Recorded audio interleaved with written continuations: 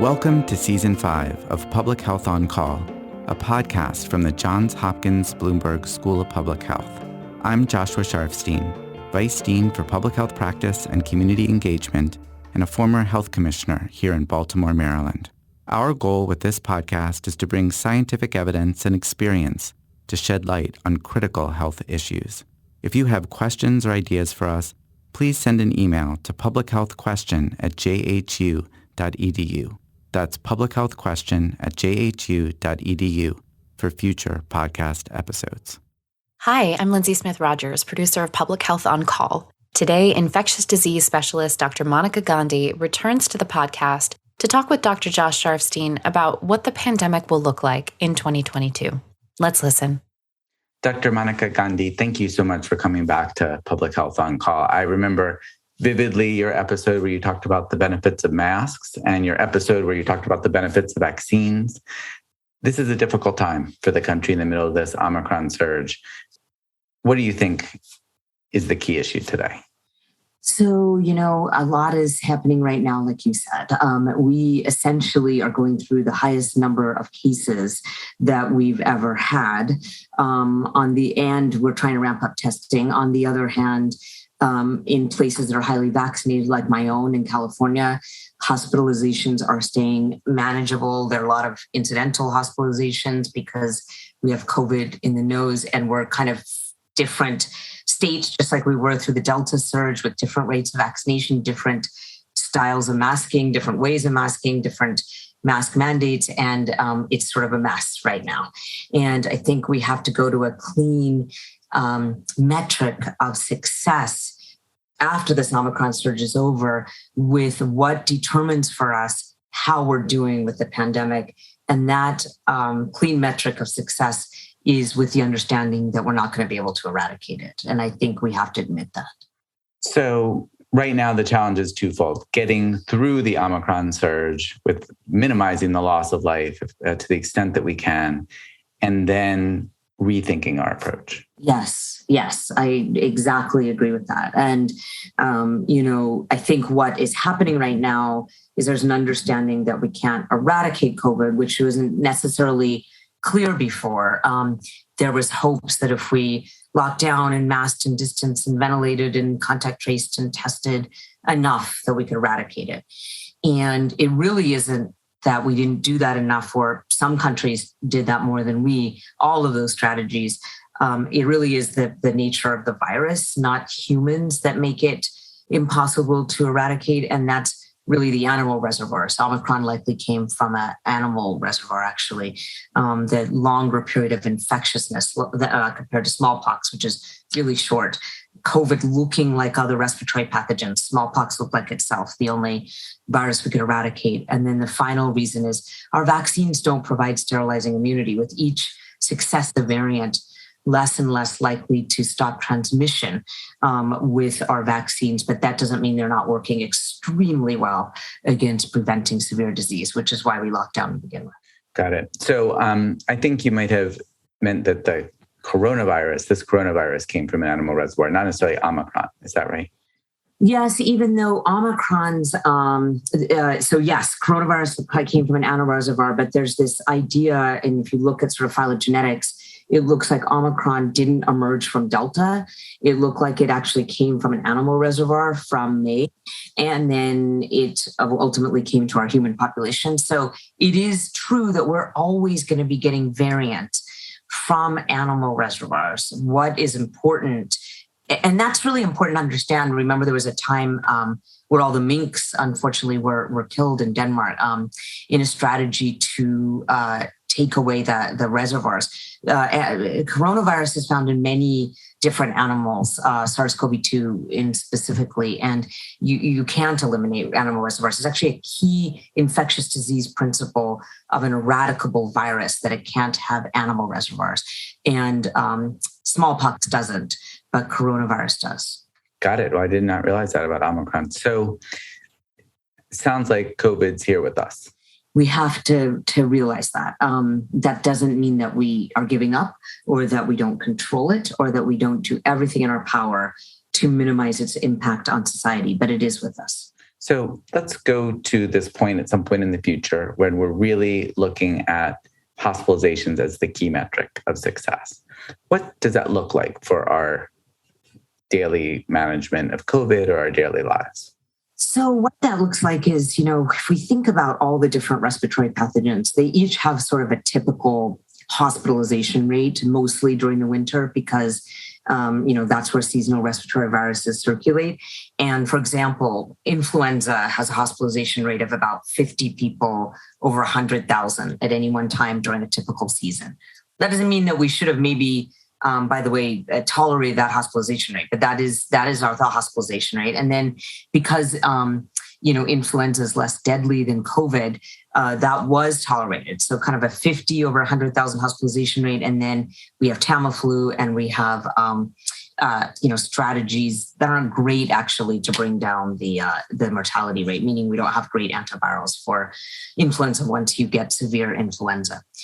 What COVID hospitalization rate is, or should be, is anyone's guess, but I think that we should go much lower than what we tolerate for influenza because it's deadlier in adults. So, for example, if we say 10 over 100,000, especially now that we have better treatments for inpatient COVID, then we can say, okay, we can't go above that 10 over 100,000 people with COVID-19, and we can't go over about 50 and 100,000 with influenza, and we can't go over whatever the typical rate is for parainfluenza and RSV, and we manage all respiratory pathogens together. And that was really what some of President Biden's task force put together in a piece in JAMA last week, saying that going forward, we ensure that we manage all respiratory pathogens, including ventilation, which is good for any respiratory pathogen, high quality masking during the winter for anyone who's vulnerable and doesn't want to be exposed to them, because we learned the power of strong masks, and we every winter have a strategic response where if the hospitalizations are going above what is sort of endemically expected, that maybe we're getting into a pandemic phase, meaning it's a more virulent strain and we need to restrict the population. So that's what we do for influenza. We always monitor hospitalizations. If it's going up higher than expected, we restrict the population, start getting nervous that we have a pandemic strain. So I want to ask you some specifics about that. Let's say in this place where we're managing to the hospitalizations, and the hospitalizations are going up and they're exceeding whatever threshold that we had. What's on the table at that point to do? Yeah, well, that's the other thing I think that maybe people who don't work in a hospital are realizing this season, which is that actually we've always needed hospital staffing surges during the wintertime. And it's not just respiratory pathogens, even though it is a lot of respiratory pathogens that we get seasonally during the winter season, but we need to make sure that hospital staff are out and are able to be out if they're ill. And so they also are susceptible to influenza and other viruses, and that leads to staffing shortages. And so, for example, Governor Newsom put in 2 days ago that he's going to surge hospital capacity every winter. And it's not really just because of COVID, it's that our hospitals always get busier in the winter. And beds and hospital staffing, it's one more respiratory pathogen to add to our list. Got it. So certainly surging capacity is something you do when the demand goes up, but we want to perhaps prevent people from dying too. So what about other measures for prevention? What about a temporary mask requirement, for example, if the hospitalizations are going up and you're seeing a lot of spread of potentially deadly viruses? Well, that's exactly what should happen when there is an increase in hospitalizations of a virus above kind of what society has decided upon is acceptable for their society. And we may decide that influenza, again, our hospitalizations and deaths are higher than we should allow. But those kind of restrictions, what I mean on the population, are high quality masks inside and ventilation in settings that are congregate, like schools. And this is a strategy to manage all respiratory pathogens, every year. And it's I think that maybe the public didn't realize how much we are strained during respiratory pathogen season, and it's sort of a comprehensive idea that we do everything in our power every time the hospitalizations are going up from what we've decided is an acceptable level and that we can manage, that we put in restrictions like mask and ventilation. Let me ask you a question that I have on that strategy. It's true that multiple viruses can stress the healthcare system the same way. You still have a lot of sick patients. They need the same kinds of resources. But each of those viruses has different dynamics. For example, most people, I think, would say that influenza transmits more easily among children than coronavirus. So if you're in that situation, hospitalizations are up and you're looking at the individual viruses, do you think that could determine the kinds of interventions you have? Like, for example, if it's a huge influenza surge, that maybe that makes you think, look a little more closely at the schools than maybe a different virus. Yes. So that's kind of what has been hard in our response. And again, our response has been different than the UK and Europe's in terms of schools, which is that there is this unique feature of coronavirus that it doesn't affect children in terms of severe disease as much as influenza does. So influenza sort of takes very young children and older people, and those are the spread of infection that those two groups are vulnerable. There is something about coronavirus, SARS-CoV-2 in particular, has to do with ACE2 receptor levels in the nose of children, and also their innate immune response, because there's so much immunopathology involved in SARS-CoV-2 pathophysiology. It's really your immune response and your innate immunity that can make you sick. And children have differences in their innate immunity, so they're less likely to get severe disease with COVID. So the playbook, what I mean by a pandemic playbook is that schools have been said to be closed during infections that infect children and disproportionately compared to adults, like measles, mumps, rubella, pertussis, diphtheria. And even in 1918, the influenza pandemic, there were school closures for a short period of time, not in some cities like New York or Chicago. But in our response in the US, our schools were closed for longer than the UK and Europe. And it depended on kind of politics in the States as well. And this really wasn't ever part of kind of the pandemic response for a virus that doesn't disproportionately make children more ill. So I think we do have to remember, I think the country is really, really focusing on this now, but the importance of schools for children is really important. And so what's going to happen when we manage respiratory pathogens as a whole, if it's COVID, I doubt that children will be restricted in the future. But if it's influenza pathogen going from endemic to pandemic, then that's when children would be more restricted. How easy is it for this country to just accept a certain amount of risk?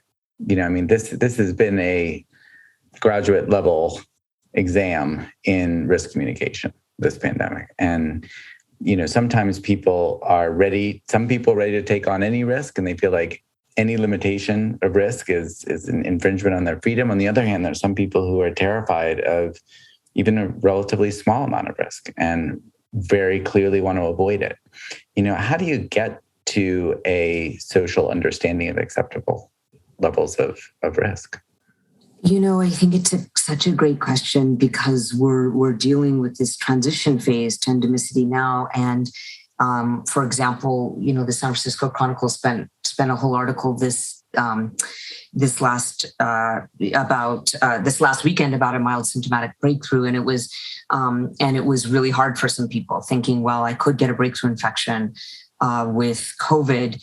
And on the other hand, there are some people who, say, well, we should have been done with restrictions, the minute we got the vaccines, or maybe just had restrictions on people most susceptible to infection. I think it's very sad that we have a new virus in our mix. I wish it didn't happen, but it did happen. So these is fundamentally, I think, animal treatment is going to come up, and how we get new viruses into our mix. And it was sad when HIV came, into humans.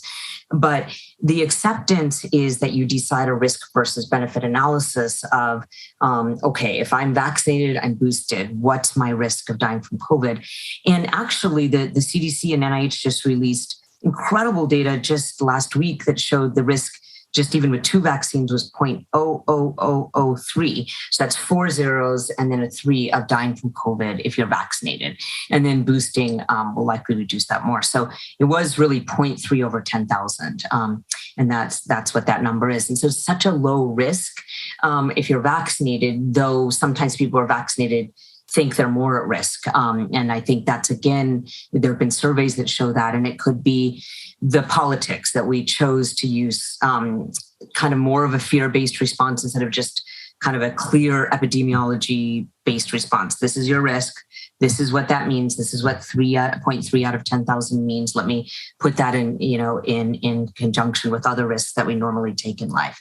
I do think that it's not the business and the economy that's driving the CDC's decisions to shorten isolation and quarantine, which I know there's been criticism about that. I actually think it's people's need for human connection. I don't think it's I think that we are in a risk versus benefit analysis in 2022 with the availability of all these vaccines. Need more Paxlovid, by the way, need better therapeutics, but need more of it basically. But our vaccines are really pushing the conversation to what's my risk, and also what's my risk of not, having being around people or having a normal social life, or having kids in school, or having hospitals function well with the shorter isolation and quarantine.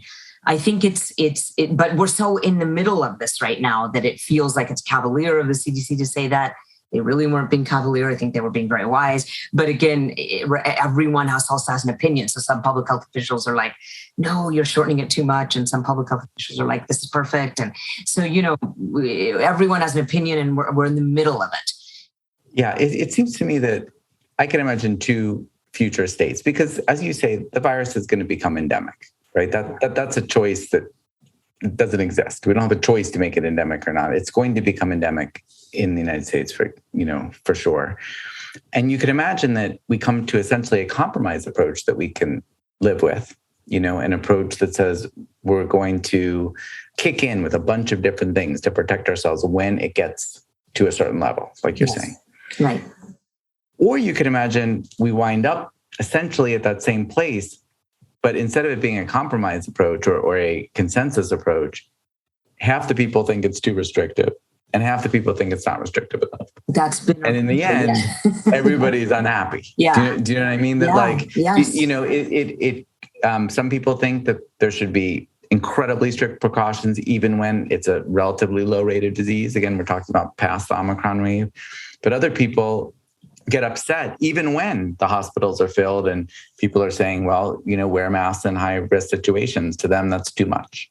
Yes. And I think, to me, that's one of the biggest challenges we're going to face in 2022. It isn't finding some spot, because I think we're going to have to do that. It's whether we can get there in a way that doesn't leave our society even more polarized and splintered than we are today. Yes. And it's a great point. And I think we are very polarized because protecting kind of the talk that the CDC director has been talking about recently, which is protecting the vulnerable, which is a very fair thing to say because she's pointing out how well the vaccines work in those who aren't older and have immunocompromised or have multiple medical conditions, 75 and up with 4 medical conditions. She talked about it this weekend, but it became a polarizing statement to say protect the vulnerable. And yet that was a fair thing for the CDC director to say at this stage of the pandemic when we have vaccines. But it is polarizing. This whole thing has been polarizing. And some public health officials are going to want this and some are going to want this. And actually we do have to come up with reasonable compromises where the lowest risks people are the least restricted, because I think that one thing is that everyone's kind of coming together on schools and wanting schools to be open. And then older people really do need to ensure that we protect them, and people have immunocompromised. So I think we will come to an equilibrium. The pandemic started under a polarizing president and a polarizing administration, and that polarization carried over. And I do think that we are going to come to an equilibrium. Omicron is going to cause a lot of immunity, and hopefully it's going to keep things quelled for a while. But the chance of another variant coming out from animal reservoirs is always there. It just is. And so I think global vaccine equity after this even now, is something that so many are pushing for. But we will have to come to an equilibrium of what we do with respiratory pathogens. We've learned that masks are protective, especially for vulnerable people, and which masks work. And it may be not a universal mask mandate, it may be a mask recommendation, and many people in some areas will want to wear those masks and some people won't. We'll have to figure out how to navigate it. Ventilation seems kind of like obvious, especially with climate change and other respiratory pathogens, installing good ventilation for the winters when we can't open windows. So I think we've learned a lot from this pandemic that's going to help our other respiratory pathogens. But you're right, we're going to come to something, but it's been a very polarizing pandemic. Yeah, well, hopefully if we get to that point on the other side of this wave, cases are down, we have a chance to come together on a plan, make sense to people. We can see some coming together and not just splitting apart. So thank you, Dr. Gandhi, for joining me again, and for all of your very important and at times provocative writing and thinking on the pandemic. Thank you so much. Public Health On Call is produced by Joshua Sharfstein, Lindsay Smith Rogers, and Stephanie Desmond. Audio production by Niall Owen McClusker, Matthew Martin, Spencer Greer, and Holly Cardinale, with support from Chip Hickey. Distribution by Nick Moran. Production support from Catherine Ricardo. Social media support from Grace Holz Fernandez. Thank you for listening.